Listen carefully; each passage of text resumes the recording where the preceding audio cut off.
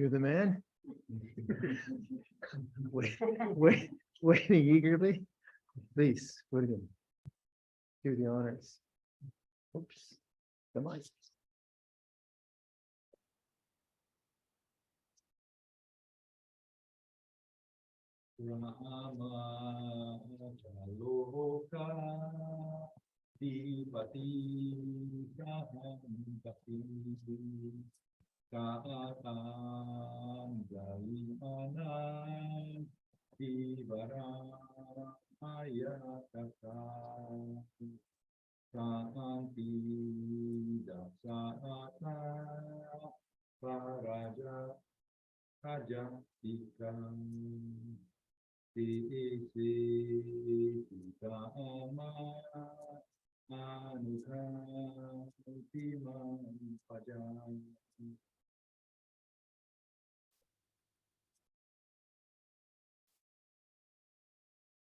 Karina, if you're tuning in, that was William asking for the Desana. Very nice. This whole Zoom thing is fascinating. Karina is William's wife, and she's in LA with his kids. And your daughter and son-in-law got COVID. So Karina's self-isolating with her. Anyway, they can tune in. So hello, everyone. We'll carry on with the Dhamma talk. Namo tassa bhagavato arahato samma sambuddhassa. Namo tassa bhagavato arahato samma sambuddhassa. Namo tassa bhagavato arahato samma sambuddhassa. Buddhang dhammang sanghang namasami.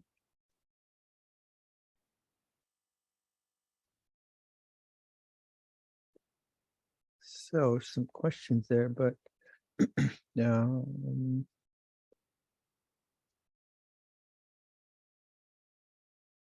the Noble Eightfold Path, right understanding. And I like Samaditi in the Pali. Sometimes it's translated as a right view, but I like right understanding.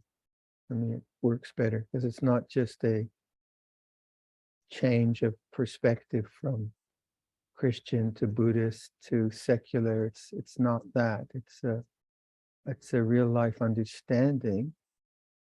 And so for me, Buddhism is to a great extent, it is an education about how things are, and right understanding should lead to a change in attitudes, and that's called sammasankappa, or right thought, or perhaps better, right intention. So when I read something which really hits me and helps me towards self-understanding, then the way I speak, act, and think have to be affected. So people sometimes ask, how do you know it's insight? Well, to me, it works. I mean, that would be if it was just a more clever opinion than you, then maybe I'd win in an argument, but I still go back home feeling miserable, right? So it's got to be something about your own existence, your own being, to be really meaningful. And so that meaningful part for me is perhaps, like, if I didn't answer that, then the rest of life wouldn't have the kind of core of meaning that I found necessary. So when I was, say, sort of in university, and I say that because I was just sort of there, because I really wasn't interested in being an engineer. I was interested in silence, actually, and all the other crazy stuff that you have when you're a young person. And if I didn't answer that, then what's the point of doing anything else? But if you do answer that, if I answer it, then there's tremendous energy for anything else. This is the beauty of it. So my first teacher, Venerable Bodhisattva, and he was Nyanasuchi then anyway, he's died since. He said that this practice that we do, it's the selfishness that puts an end to selfishness. It's a cool way to think about it. Because if it was just self-aggrandismo, then of course it wouldn't work. But if it's self-understanding, I think we're all looking for that. We know we want to be free and we want to be better people. And so and I've been really kind of pushing the morning meditation on everyone. Pardon me if I'm a bit too selling my product too strongly, but I like as a monk, I find that we do this anyway all the time, and most of us spend a couple of hours meditating in the morning, and that is just so. It's really answering the questions of right understanding, because right understanding isn't just kind of a one-off. It's a constant evolution of understanding, because the mind is so tricky and our conditioning can be so strong, and there could be many, many levels of understanding. And all the time, intention is becoming more in line with Dharma. So it's not just it's not just another opinion. It's really something that touches you. And then again, should touch us all in ways which we're happier beings, we're more silent beings, we're more confident. All those things should take place. And then from that, one is really fulfilled. And from that fulfillment, there isn't a need for distraction. Because there isn't a need for distraction, then there's availability for bodhisattva work or whatever. So it's really that line, it's the selfishness that puts an end to selfishness, is actually quite true. Because if you're just altruistic and serving all the time, you burn out, don't you? But to do meditation as a kind of quietism, leave me alone, I'm meditating, I'm being quiet, shut up. That's just selfish. But self-understanding is not selfish in that particular way. It's the best thing we can do for everyone, isn't it? So when I really understand my own foibles and I understand the Dharma at a deeper level than just my personality, then I can share that with others, but also I can just be a nice guy to be with, which is what we all want. That's quite useful, I think. So then, like, say, my early years, I was very, very driven kind of young monk, and I think we all were then. We had this amazing monastery with many of the monks who were there. Some have passed away, many are abbots. So we had a really kind of powerful scene going, but we were driven, we're going to get enlightened tomorrow. And well, we did a lot of formal practice, and Kitty Sorrow taught us Leo. We get up at like 2, do a serious Iyengar, pop your back on back bends, and and then sit for 2 hours. So really, gung ho. And then one day Lompa gave a talk. He said, "Will you guys just relax?"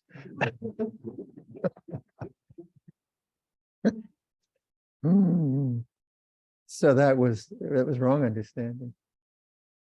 But there was a sincerity there.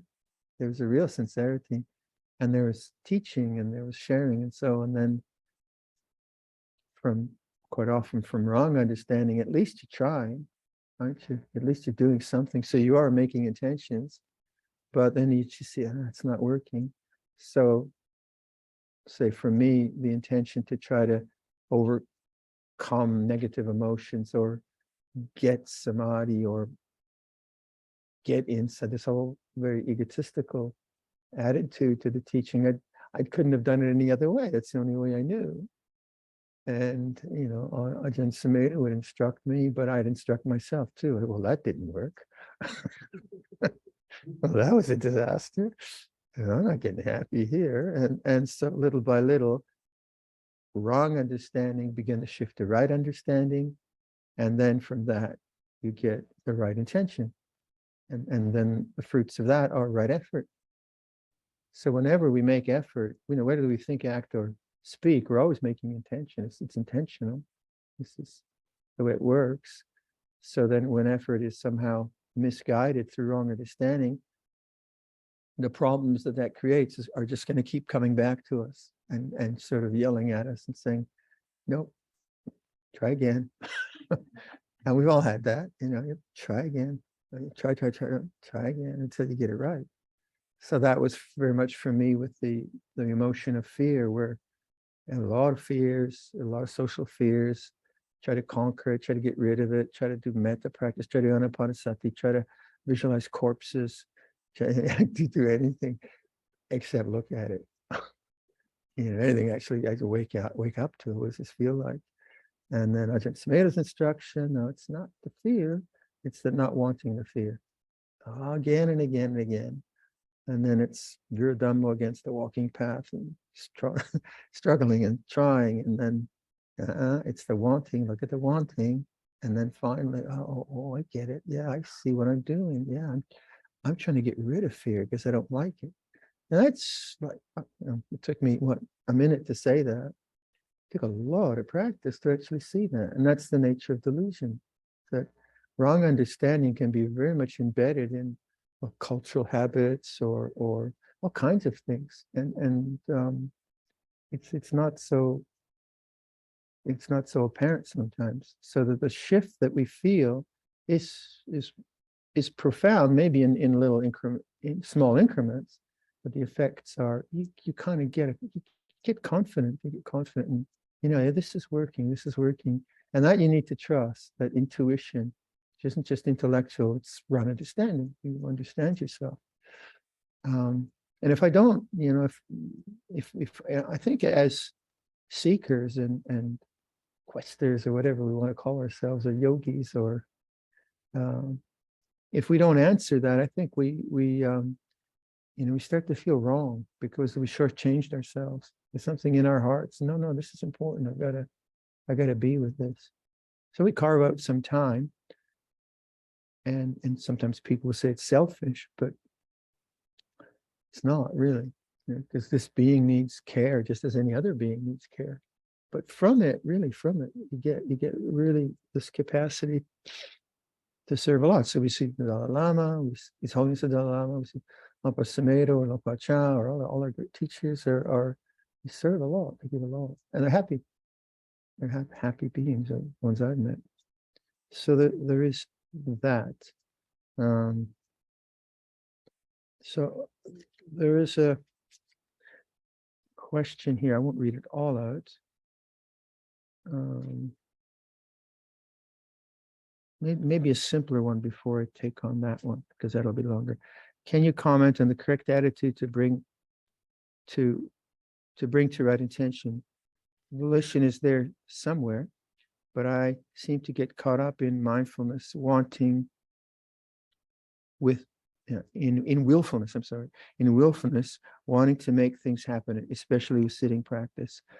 I want peace, I want ease, I want silence, but the mind is on fire with ideas and it's so hard to let go. Help! The mind is on fire with too much thinking. To be honest, I would say do yoga.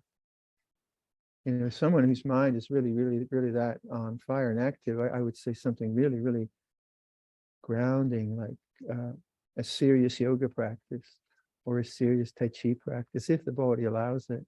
Pranayama, these kinds of things. They're very, India's developed, and China have developed these things over millennia. And sometimes sitting meditation really is kind of at this maybe juncture in time, maybe it's not the right thing to do, because yoga, hatha yoga with a good teacher, can be very contemplative, very meditative, has to be. And then pranayama and the different breathing techniques, or qigong or tai chi, these are wonderful things. I don't teach them. I did quite a bit of yoga early on. Lapa Sumedho was a very diligent yogi. So that's a quiet thing in our tradition, probably. Some like Ajahn Sucitto teaches qigong a lot. And I think Ajahn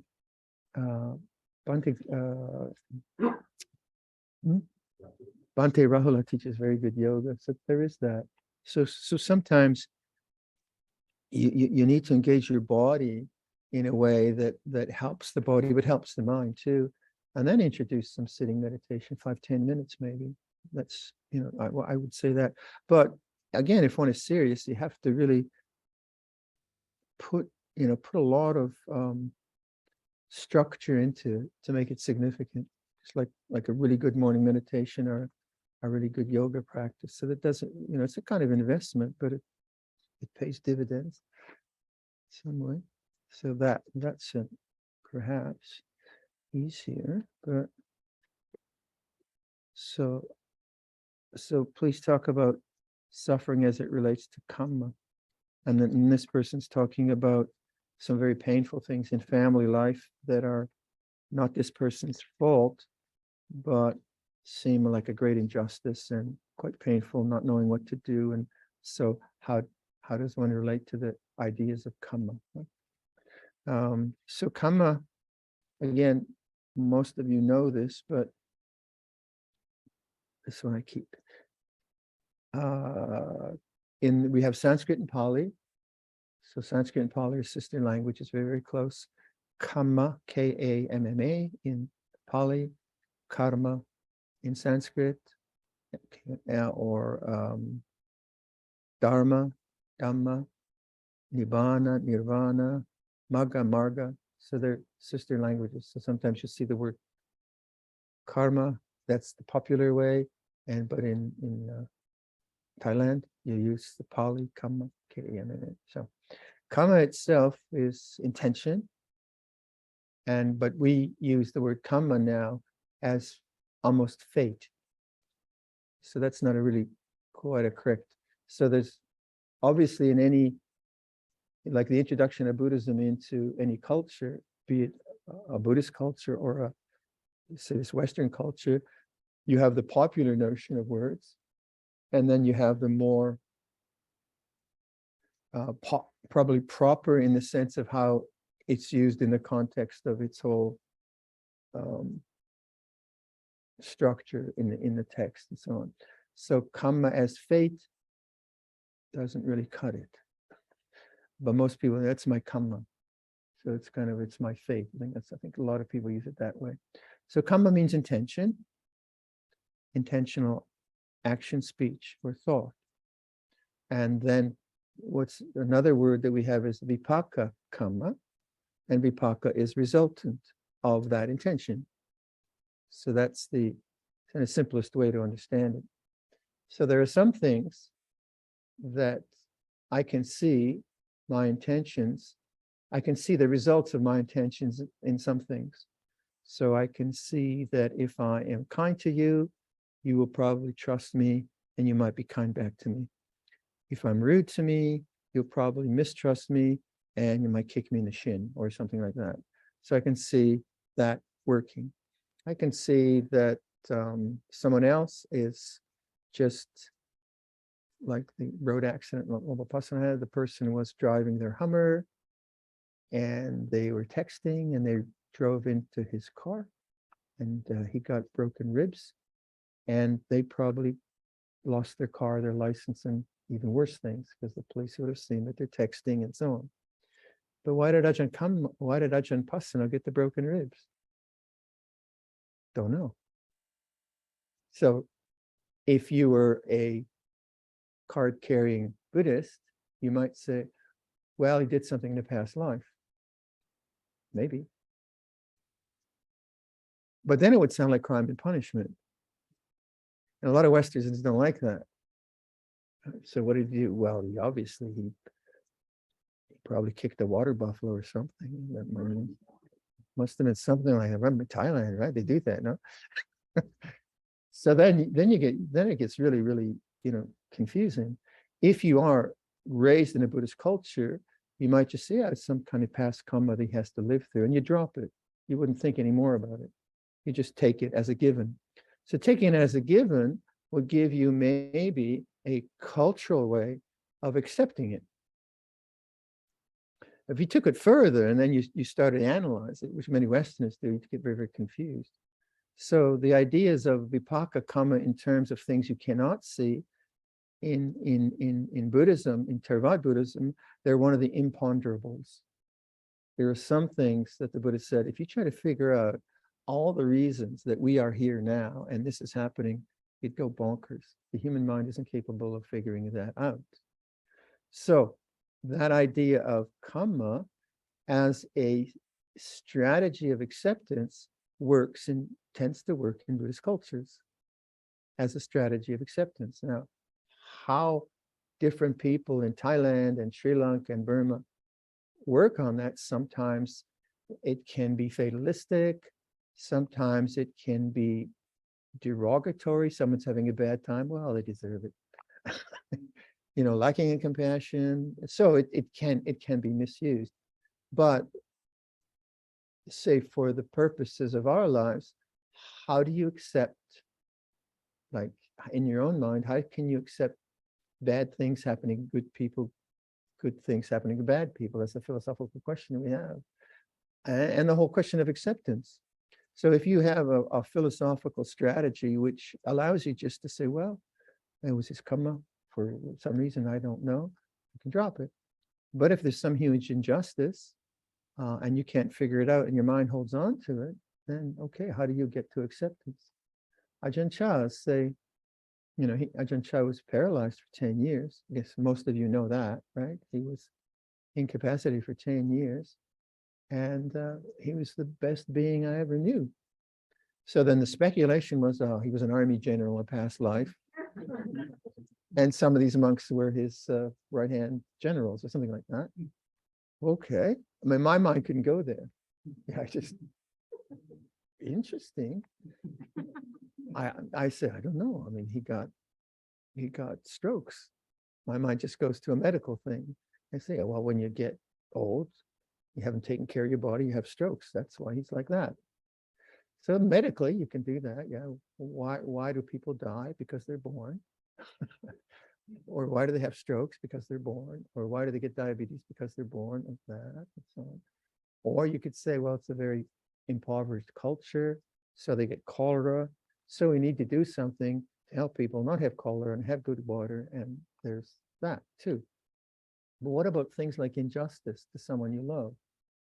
Or and so many other things, and you cannot figure it out. Well, still somehow you have to get your mind to acceptance, don't you? And yet this feels unacceptable. So obviously, in the vein of what I've been talking about, you have to make conscious the feeling that this is unacceptable and unfair. To make that conscious, because it's not it's not whitewashing. It's just saying the reason my mind cannot accept this is because I can't accept this. I mean, it's a truism, but then you have to make conscious the cause of suffering. Yeah. And it's not wanting this situation to be as it is.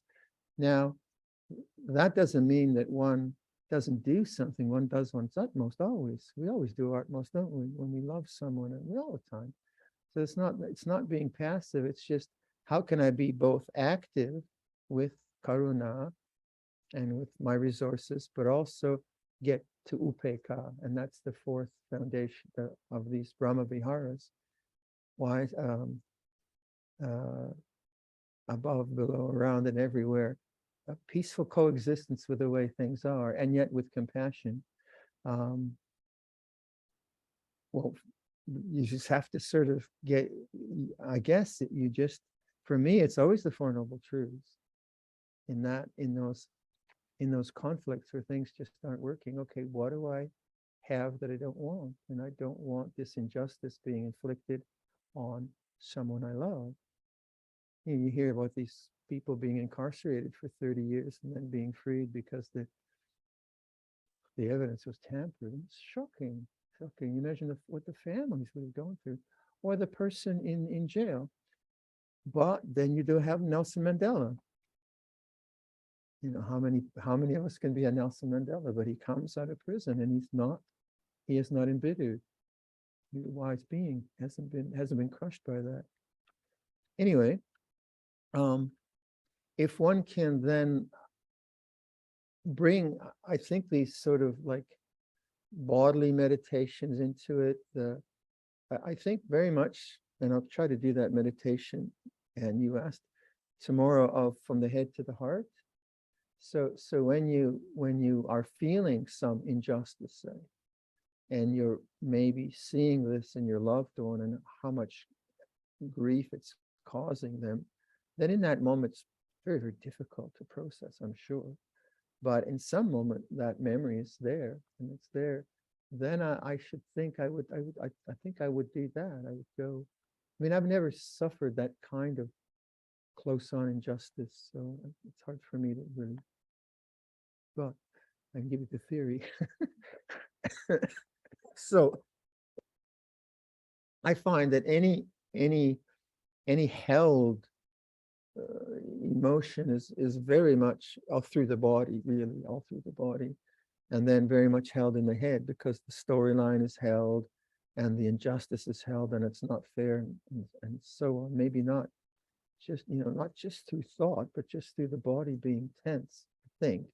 So then I would say then that whole, when you're in a situation where it's not one-on-one anymore and you've got the results of hearing something or feeling something, and then you do that kind of bodily contemplation of the body is in awareness. You start to establish awareness around the tension and not try to resolve it through thought.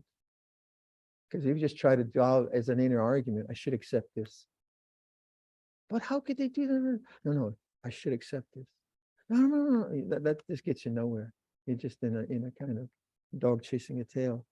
But bodily, you can say, how could they do that to him? And then this is that feeling. Okay, there's the memory and there's the feeling. Okay, now, where is it in the body? And go to the head and feel the eyes and feel all of that and let that become conscious. And then see, can you go down to the heart and the belly? And on the belly, I would say the end of the out breath, very relaxing. And of course, you have to do that a million times. It's not like well, that's over. Because each impingement of that information, each triggering of that memory is the same unacceptable pain. So it's a very difficult task to unravel that.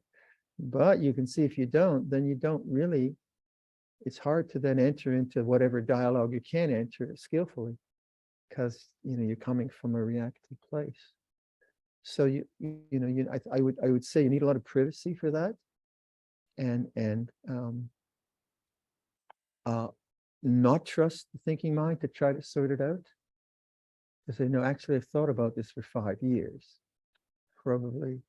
I probably figured out every angle plus 100. So you kind of rationally say, no, this isn't about thought now. This is about what the body is holding. And then if you can, in all these situations, if you can get to the heart chakra and feel its openness and then feel the belly's openness with the end of the out breath, I shouldn't do this, it makes noise. People tell me later, I'm always fiddling with something, and then the microphone picks it up, and then I get little notes, stop fiddling.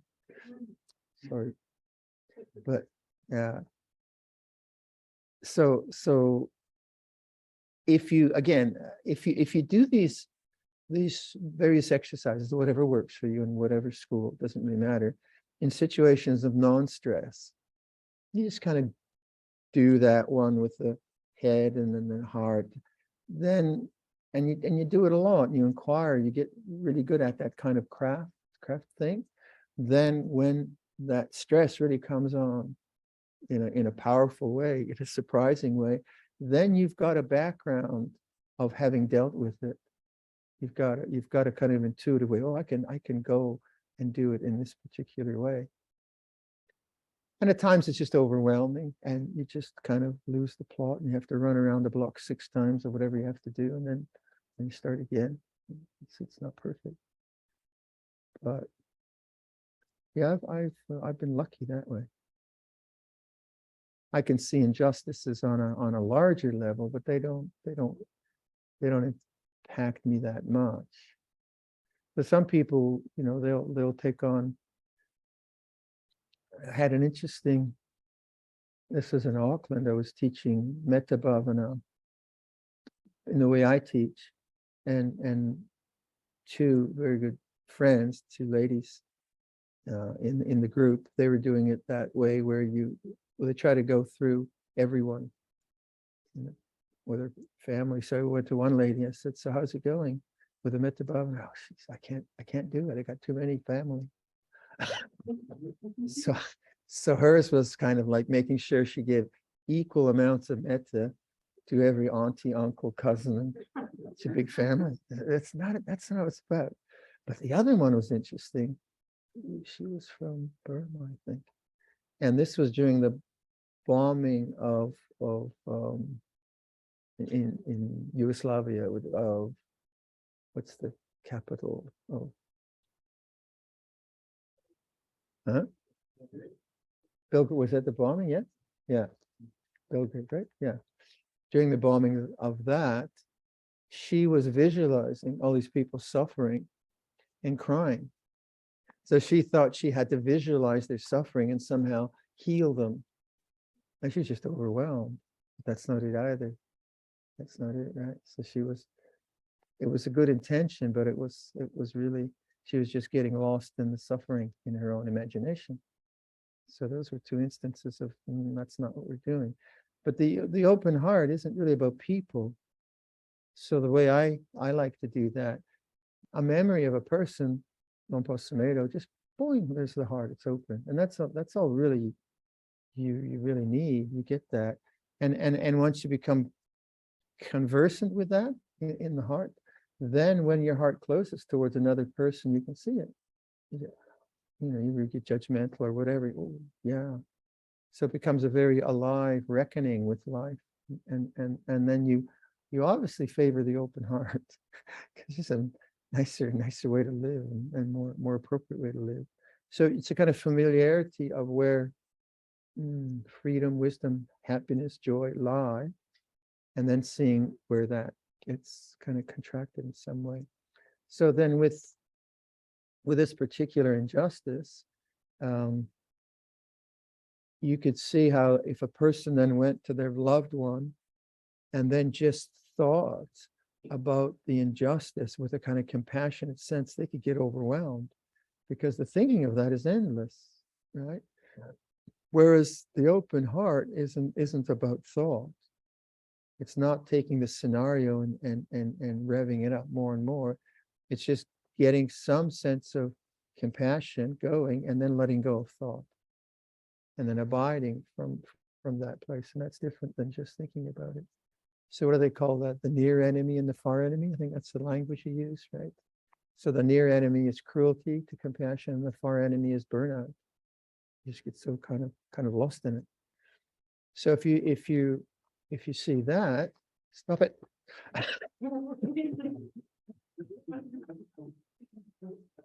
Well, Larry, because I love doing something with my hands. Sorry.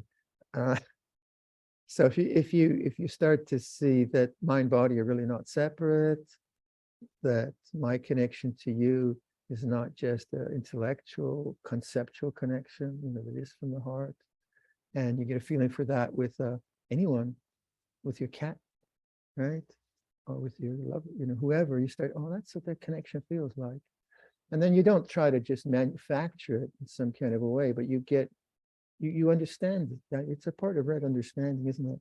You understand, oh yeah, okay, and so fulfilling. It's very, very fulfilling. So I would say that if this person can get to that heartfelt sense, and then when the injustice is some triggered through memory or contact of some sort, and see how that all closes down into thought, and then I would say retreat away from that for a while, try to get the balance back, so that one can see the heart wanting to clench and close, and then if the heart stays open, it's very painful, very, very painful to see someone you love suffer. But if you stay with that, then the heart can take it, and there's actually more compassion. So I realized that some things are so strong. So that with my mom, I had that, but with mom is much easier because she was 96, and what she was going through was so utterly natural that there wasn't any injustice involved. Right? It was just very, very natural, and she was fine with it. I mean, she didn't like the pain, but at 96, you're not going to get. It's not going to be much better than that. So when life is more natural in that way, it's easier to practice acceptance. When it's perverse in some kind of way, it's much more difficult. But you don't want to just be dismissive and say, oh, you should just accept this. And obviously we shouldn't do that to each other. well, just accept it. It's their karma. Oh, thanks. And that can be just dismissive, right? That doesn't help either. So and then when we speak with others, and someone is really impacted by life suffering, you really have to listen first before you start giving any kind of Buddhist advice. So people who just, start to spout chapter and verse about karma, they usually, that's painful to watch. Whereas what we're doing is you're listening, see where is this person's, like the way I operate, I try to get where their mindset is at. So if they have they come from a Buddhist background, then I maybe use the word kamma. Well, maybe it's their kamma. We don't understand, but it's something they have to learn from. Another person, I might use something else. So I wouldn't just use that word kind of.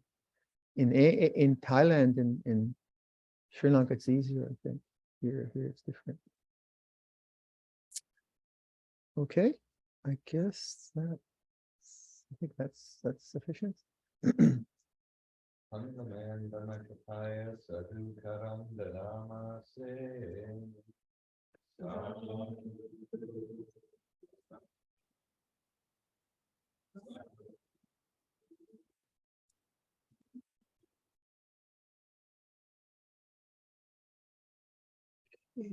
we'll close with the Buddha's words and loving kindness.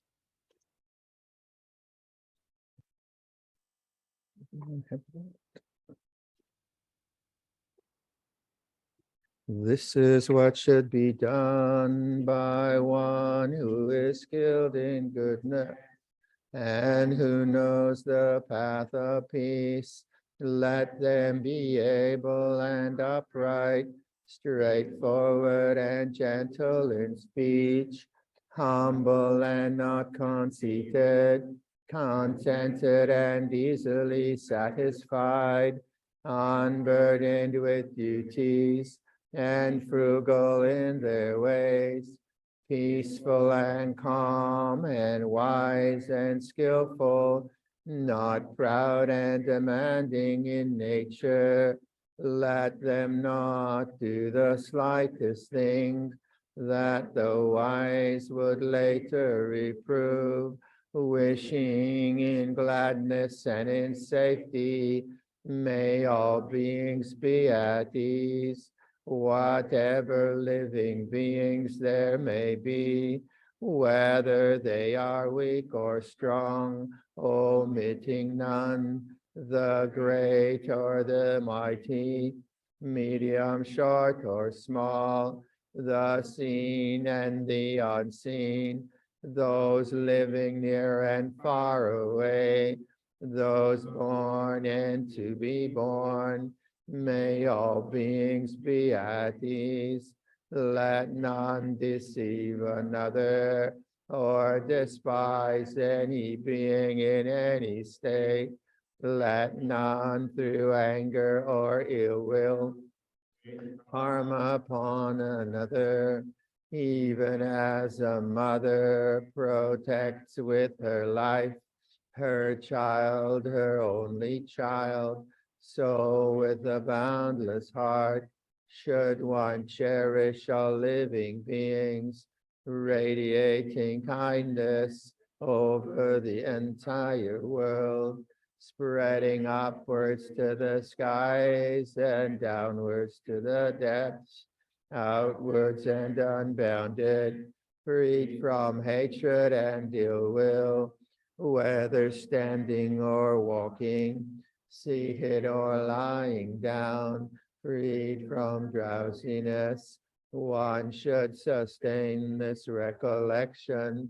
This is said to be the sublime abiding, by not holding to fixed views, the pure-hearted one, having clarity of vision, being freed from all sense desires, is not born again into this world. And a closing homage.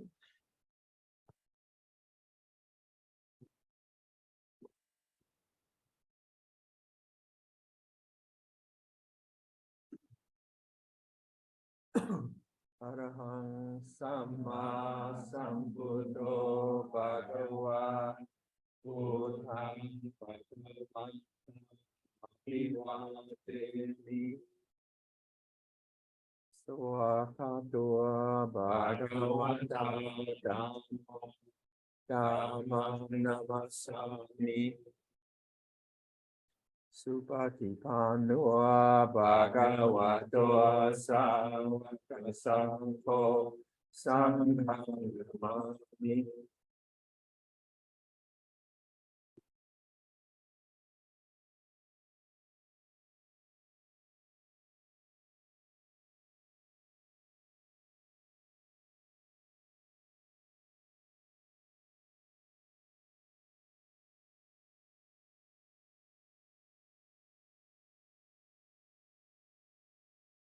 Okay, goodbye, everyone. See you next session.